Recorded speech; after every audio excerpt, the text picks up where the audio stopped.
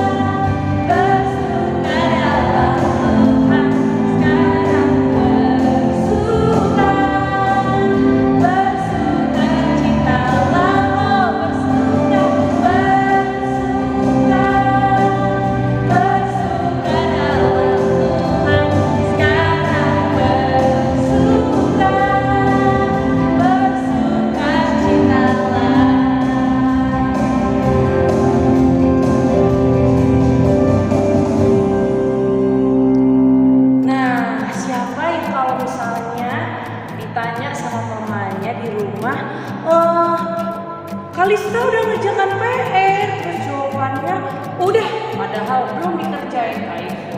Itu tidak boleh Kak kita. Itu namanya apa ya Kak Ivo? Itu berarti kita bohong. Oke. Kalau anak Tuhan kira-kira boleh bohong nggak Kak Ivo? Nggak boleh Kak kita, nono ya. Anak Tuhan nggak boleh bohong. Karena kalau kita bohong, mama kita nggak tahu kita bohong, kita nggak tahu kita bohong. Tapi Tuhan melihat perbuatan kita, kita tahu kita lagi bohong. Itu anak Tuhan gak boleh bohong karena Tuhan melihat. Kita bernyanyi mata Tuhan melihat. Semuanya ikuti gerakan saya kita dan Kak Ivo ya. Mata Tuhan melihat loh. Mata Tuhan melihat apa yang kita berbuat, apa yang baik, yes, apa yang jahat, no. Oleh sebab itulah jangan berbuat jahat. Ingat, Tuhan melihat. Katakan mata Tuhan melihat.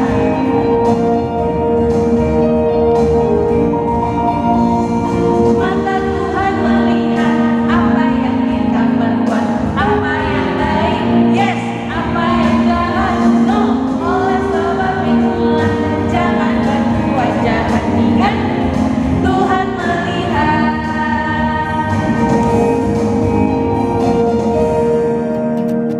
Nah, adik-adik ingat ya, Tuhan melihat semua perbuatan kita yang baik ataupun yang jahat. Tapi karena anak Tuhan gak boleh berbuat jahat, ingat karena Tuhan melihat. Nah, sebelum masukin firman Tuhan, kita akan menyiapkan diri kita akan menyiapkan hati kita akan mengangkat lagu penyembahan kita akan bernyanyi selidiki aku.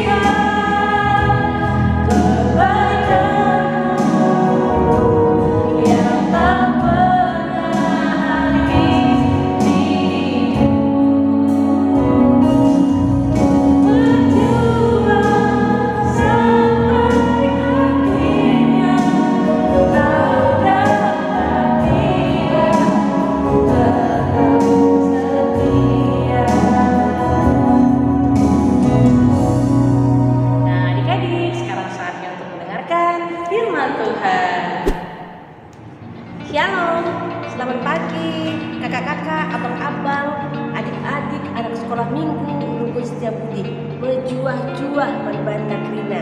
Gua kita sehat, wajiblah sehat karena apa? Kita selalu dijaga oleh Tuhan. Untuk itu hari ini hari Sabat, harinya Tuhan. Maka kita bersama datang ke rumah Tuhan, walaupun lewat video YouTube ya, karena rumah Tuhan ada di kita, ada di hati kita. Maka mari kita menyatukan hati kita untuk menyucikan rumah Tuhan dengan bersekutu pada hari ini. Mari kita bersatu di dalam doa. Allah Bapa kami yang bertahta dalam kerajaan surga, puji syukur Tuhan Yesus, sangat baik dan penuh kuasa Tuhan, karena Engkau telah mengumpulkan kami di rumah Tuhan, di rumah kami masing-masing, di dalam hati kami masing-masing, untuk mendengarkan firman Tuhan dan memuji nama Tuhan pada harimu ini.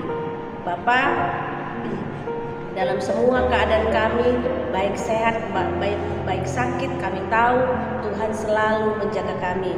Untuk itu Tuhan, siapkan hati dan jiwa kami untuk mendengarkan firman Tuhan. Di dalam nama-Mu kami berdoa. Amin. Baik teman-teman, hari ini firman Tuhan kita itu diambil dari Kisah Para Rasul. Kisah Para Rasul 5 ayat 1 sampai 11. Coba teman-teman buka dulu, dikasih waktu 1 menit. Karena anak KKR Rukun Setiabudi kan udah tahu Kisah Para Rasul itu perjanjian baru. Perjanjian baru, dan pasti cepat. Dia siap apa ya, pasti cepat gitu ya, karena sudah hafal ya kan. Lagunya apa nih? Matius, Markus, Lukas, Yohanes, Kisah Rasul. Oh, siap Yohanes berarti Kisah Rasul sebelum Roma, pasti cepat. Yuk, sudah? 1, 2, 3, pasti sudah ya. Hari ini judul yang disampaikan kepada kita adalah Ananias dan Safira. Bibi baca dulu, nanti teman-teman juga di rumah harus baca. Boleh kuat-kuat, boleh juga dalam hati. Ya, pelan-pelan kita bacanya supaya firman Tuhan ini masuk ke kepala kita, masuk ke hati kita, supaya kita juga mengerti tentang firman Tuhan. Ananias dan Safira. Ada seorang lain yang bernama Ananias. Ia beserta istrinya Safira menjual sebidang tanah. Dengan setahu istrinya, ia menahan sebagian dari hasil penjualan itu dan sebagian lain dibawa dan diletakkannya di depan kaki rasul-rasul. Tetapi Petrus berkata, "Ananias, mengapa hatimu dikuasai iblis sehingga engkau mendustai Roh Kudus dan menahan sebagian dari hasil penjualan tanah itu? Selama tanah itu tidak dijual, bukankah itu tetap kepunyaanmu? Dan setelah dijual, bukankah hasilnya itu tetap dalam kuasamu? Mengapa engkau merencanakan perbuatan itu dalam hatimu? Engkau bukan mendustai manusia, tetapi mendustai Allah." Ketika mendengar perkataan itu, rebahlah Ananias dan putuslah nyawanya. Maka sangatlah ketakutan semua orang yang mendengar hal itu. Lalu datanglah beberapa orang muda. Mereka mengapani mayat itu, mengusungnya keluar dan pergi menguburnya. Kira-kira 3 jam kemudian masuklah istri Ananias, tetapi ia tidak tahu apa yang telah terjadi. Kata Petrus kepadanya, "Katakanlah kepadaku, dengan harga sekiankah tanah itu kamu jual?" Jawab perempuan itu, "Betul, sekian." Kata Petrus, "Mengapa kamu berdua bersepakat untuk mencobai Roh Tuhan? Lihatlah, orang-orang yang baru mengubur suamimu berdiri di depan pintu, dan mereka akan mengusung engkau juga keluar." Lalu rebahlah perempuan itu seketika itu juga di depan kaki Petrus dan putuslah nyawanya. Ketika orang-orang muda itu masuk, mereka mendapati dia sudah mati. Lalu mereka mengusungnya keluar dan menguburnya di samping suaminya. Maka sangat ketakutanlah seluruh jemaat dan semua orang yang mendengar hal itu. Baik teman-teman, itu adalah cerita tentang Ananias dan Safira. Bibi rasa kita sudah sering mendengar cerita Ananias dan Safira, tapi hari ini Tuhan mengingatkan lagi kepada kita. Ayo, kasih tahu lagi sama mereka tentang Ananias dan Safira. Kenapa sih dengan Ananias dan Safira? Nah, kalau kita ceritakan ke flashback, ya, flashback sebelum Ananias dan Safira ini menjual tanahnya. Ananias dan Safira ini masuk di dalam jemaat yang mula-mula. Nanti kalau teman-teman baca Kisah Rasul 4 ayat 32 itu ada cerita tentang jemaat mula-mula. Jemaat yang mula-mula itu adalah orang-orang yang sehati sepikir. Mereka itu sepakat ya, bahwa apa yang menjadi milik mereka adalah milik bersama. Nah, mereka biasanya itu juga sepakat ketika apa yang mereka jual itu diserahkan kepada rasul-rasul, dan rasul-rasul itu akan membagikannya kepada orang-orang yang membutuhkan. Gitu dulu mula-mula. Lalu kemudian pada satu hari ada yang bernama Barnabas. Barnabas ini juga anggota dari jemaat mula-mula. Dia kemudian jual tanahnya. Lalu gak ada potong-potongan, nih. Langsung semua dikasihnya sama Rasul Petrus. Lalu kemudian Rasul Petrus itu membagikannya kepada orang-orang yang membutuhkan. Nah, Ananias dan Safira itu melihat kepada Barnabas. Barnabas itu dia bikin kayak gitu. Terkenal dia, jadi orang hebat dia. Jadi orang yang baik kali lah Barnabas itu. Kata Ananias dan Safira. Kita bikin kayak gitu ya. Tapi kalau kita jual tanah kita, terus kita kasih semua, apa lagi buat kita? Jadi kayak mana?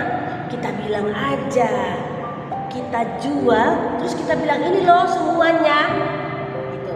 Ini loh semuanya. Jangan kita bilang ada, kita simpan. Sebenarnya kenapa? Boleh nggak disimpan? Ya boleh saja disimpan sebagian. Tetapi dan itu Petrus dan Tuhan Yesus tidak akan marah kalau kita bilang ini sebagian. Boleh. Tapi dalam hati Ananias dan Safira, aku mau seperti Barnabas, dilulukan orang, disanjung orang karena menjual tanahnya dan memberikan semuanya kepada Tuhan. Ya kan, dipersembahkan semuanya. Allah kan gak ada yang tahu. Gak ada yang tahu itu. Kita kasih aja setengah terus kita bilang ini loh semua hasil penjualanku. Biar dikenal juga orang kita. Oh, Ananias dan Safira itu adalah orang-orang yang baik, orang-orang yang dermawan. Aduh, hebat kali ya. Semua tanahnya dijual, semua dikasih untuk Tuhan. Wah, hebat kali. Oke, kata Ananias sama istrinya. Oke lah, aku juga mau terkenal.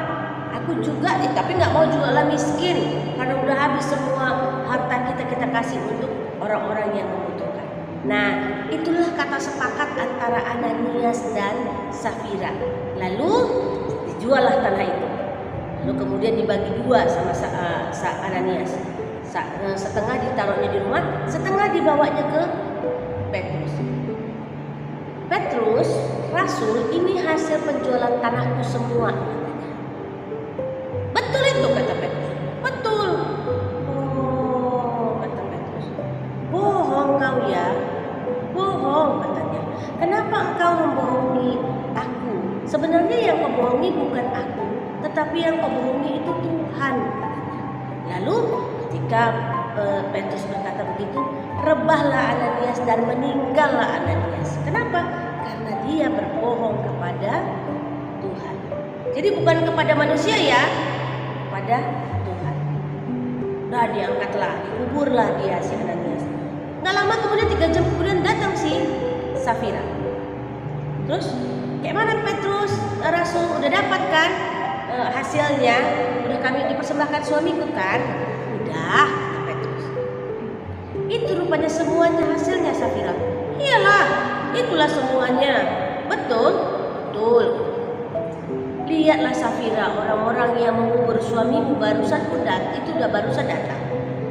Dia juga lah yang akan membawa engkau dan mengubur engkau, kata Petrus, karena engkau berbohong kepada Tuhan. Gitu kan? Nah, meninggal juga lah si Safira, dibawalah. Apa yang bisa kita tangkap dari situ, teman-teman? Ada juga ayat dari Lukas 16 ayat 10 sampai 12. Lukas 16 ayat 10 sampai 12. Ya, gini kata Tuhan. Barang siapa setia dalam perkara-perkara kecil, ia setia juga dalam perkara-perkara besar. Dan barang siapa tidak benar dalam perkara-perkara kecil, ia tidak benar juga dalam perkara-perkara besar. Jadi, jikalau kamu tidak setia dalam hal mamon yang tidak jujur, siapakah yang akan mempercayakan kepadamu harta yang sesungguhnya? Dan jikalau kamu tidak setia dalam harta orang lain, siapakah yang akan menyerahkan hartamu sendiri kepadamu? Nah, apa kata Tuhan? Kalau kamu tidak jujur untuk hal-hal kecil, ya, seperti uang, kata Tuhan, ya, Ananias dan Safira, itu hanya harta dunia. Bagaimana Tuhan bisa mempercayakan harta surga kepada kita? Jemaat mula-mula itu adalah orang-orang yang percaya kepada Tuhan. Jadi itu adalah pengkaderan dari Rasul Petrus. Jadi dengan harapannya, dengan jemaat mula-mula ini, maka jemaat ini akan menjadi penerus kerja dari Rasul Petrus untuk memberitakan firman seperti yang diinginkan oleh Tuhan. Jadi kalau dia berbohong untuk harta saja, bagaimana nanti dia bisa berbohong ketika dia menjalankan perintah Tuhan? Itu kan. Jadi adik-adik, Tuhan bilang, jangan pernah berbohong. Itu ada di dalam perintah Tuhan. Jangan pernah ada saksi dusta. Jangan engkau mengucap saksi dusta. Nah, itu sudah diperintahkan Tuhan dari zaman Musa. Sampai sekarang perintah itu harus kita turuti. Apa yang salah dengan Ananias dan Safira? Gak ada yang salah mereka dengan menjual tanahnya. Tidak ada yang salah mereka membagi dua hasilnya. Tapi yang mereka disalahkan Tuhan adalah mereka berbohong tentang jumlah, tentang alasan mereka menjual tanah itu. Mereka menjual tanah itu bukan untuk membantu orang, tetapi untuk membuat namanya jadi tenar seperti Barnabas. Kita biar sama seperti Barnabas, sudah kita jual aja tanah kita. Kita jual tanah kita, kita bagi sama orang setengah, kan kita terkenal. Jadi orang yang munafik. Jadi di kumpulannya dia mau jadi orang yang hebat, orang terkenal gitu ya. Tapi sebenarnya dia berbohong. Kenapa? Ya dia terkenal karena orang bilang, hebat kali Ananias Safira itu. Gak dipikirkannya yang lain, dipikirkannya adalah orang-orang yang membutuhkan. Dijualnya tanah, masuk dikasihnya sama sama orang-orang yang membutuhkan semuanya. Hebat kali ya. Nah, itulah pendapat orang. Puja-puji itulah yang diinginkan oleh Ananias dan Safira dengan kemudian membohong itu. Jadi adik-adik, mari kita sama-sama mulai dari hari ini kita itu mengucapkan slogan, aku anak jujur. Ayo jujur. Jujur yes. Buat slogan itu di dalam hati kita, sehingga di dalam kehidupan kita sehari-hari kita tidak berbohong akan hal sekecil apapun. Udah makan aku? Udah mak. Itu kan spontan ya kalau kita main game. Udah makan aku? Udah mak. Gitu ya. Kenapa? Itu adalah orang-orang yang sudah sering bohong. Ada PR enggak aku? Gak ada mak. Padahal ada PR-nya. Gitu ya. Ada catatan dulu aku? Gak ada. Ya. Sibuk kan aku? Iya. Padahal kita main game.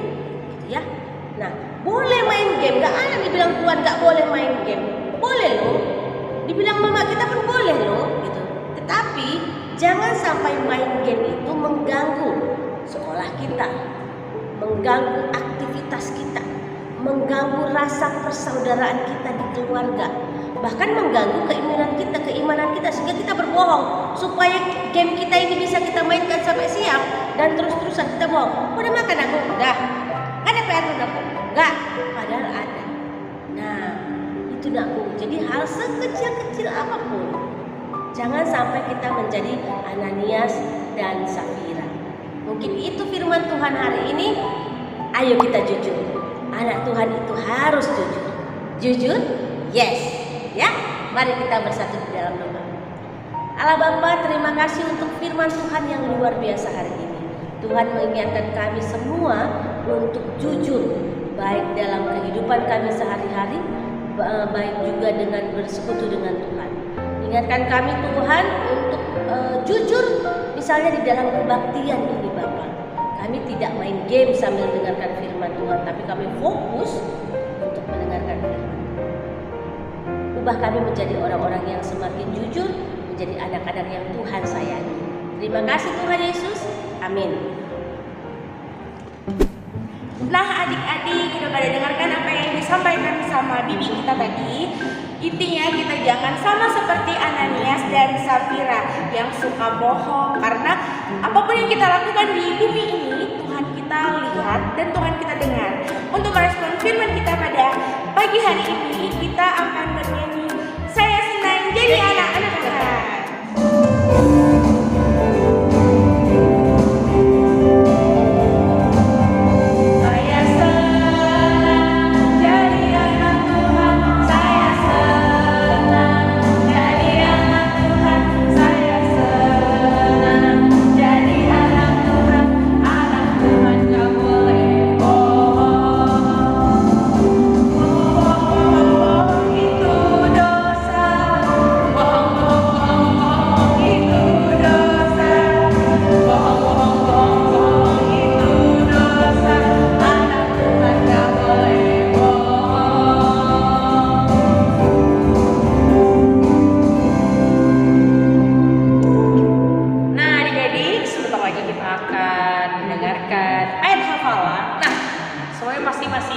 Pegang Alkitab masing-masing karena kita mau masuk ke ayat hafalan. Selesai kok.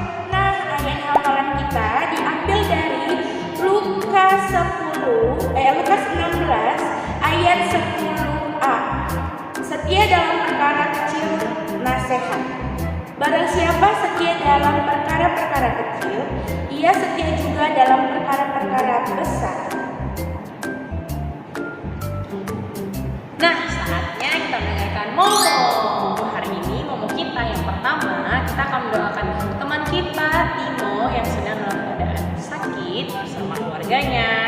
Untuk itu teman-teman, mari kita doakan dan semangati Timo agar cepat sembuh. Cepat sembuh Timo. Cepat sehat Timo.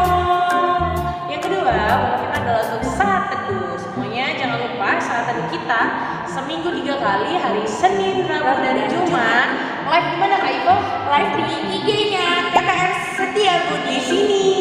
Jangan sampai ketinggalan teman-teman karena banyak cerita-cerita seru, pelajaran-pelajaran menarik firman Tuhan dan juga hadiah yang bisa kalian dapatkan di saat teduh kita. Nah teman-teman, kita akan mengumpulkan persembahan. Yuk teman-teman siapkan persembahannya karena kita akan membawa persembahan terbaik bagi nama Tuhan dengan bernyanyi apa Kak Ivo? Isakin kami Enda.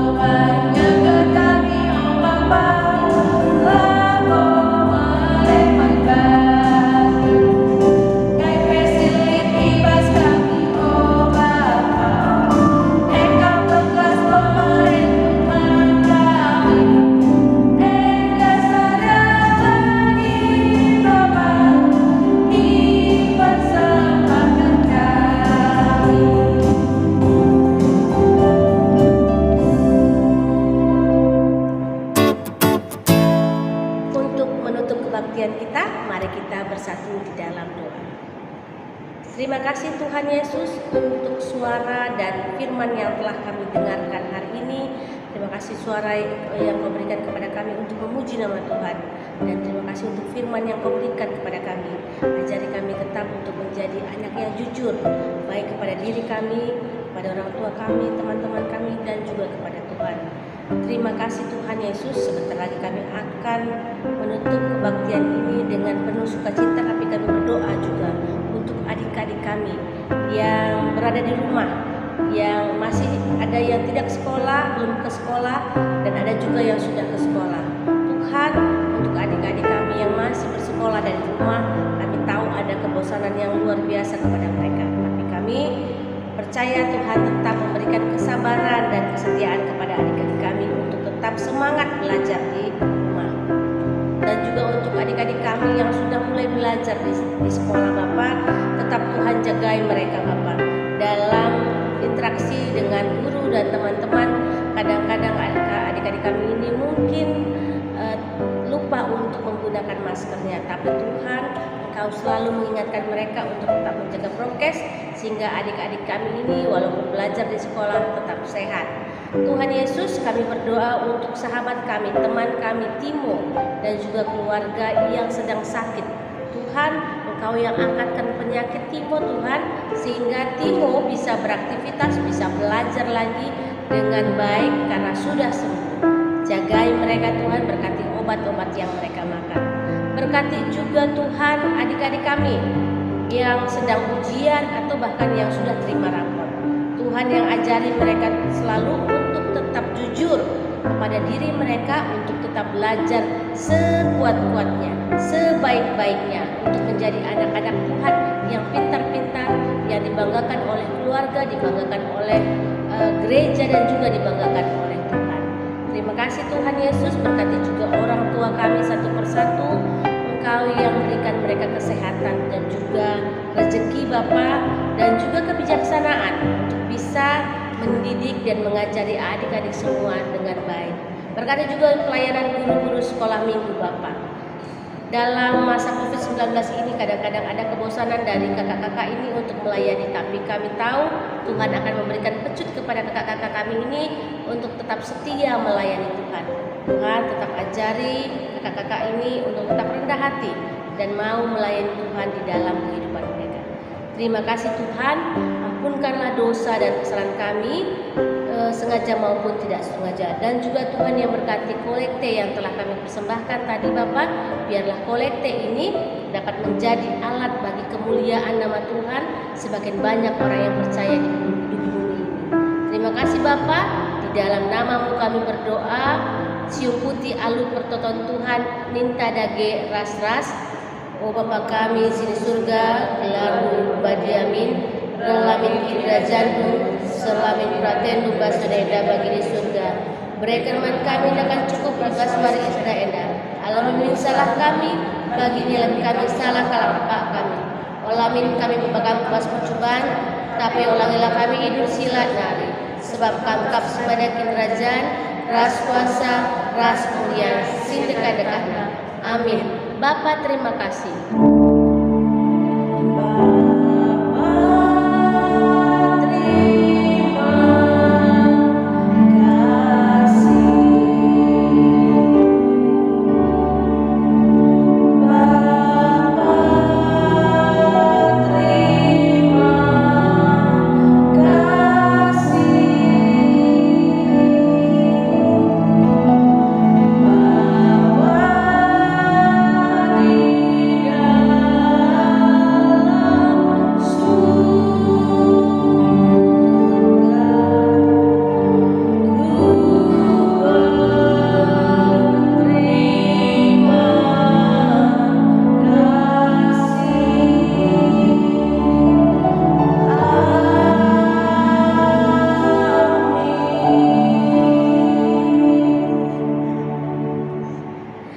Shalom, selamat hari Minggu.